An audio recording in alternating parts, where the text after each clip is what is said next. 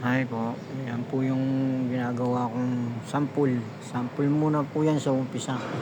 Sinasample muna bago gagawin sa marami. Yan po yung mga para makuha ko po yung mga detalye niya kung paano yan uumpisaan. Kasi marami po siyang patong-patong na NDF. NDF nga pala yung ginamit ko dyan, no, 3/4. Kaya inuumpisahan ko munang sampulan yan para makakuha ko yung tamang mga kahoy niya, yung materialis na gagamitin, at kung paano yan igugroup o lalagyan ng pinaka design. Ginawa ko muna yan guys sa maliit. Yan o, yung inano ko muna yung isa, yung dinigri ko muna yung maliit na yan para makuha ko yung tamang sukat ng ano, yung pinaka groove niya, yung pinaka design niyang ano, kurba. Yan yung mga kisame kasi yan yan kasi guys, yung mga tinatawag na ano yan sa kisame, yung pinaka design niya. Yan, yun yung mga tatanggalin, yung kinokuros-kuros na yan.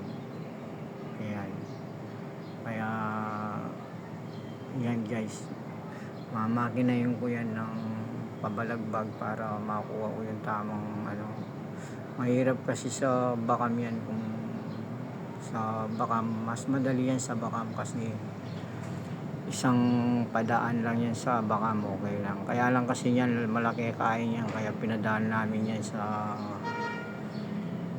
makinang circular.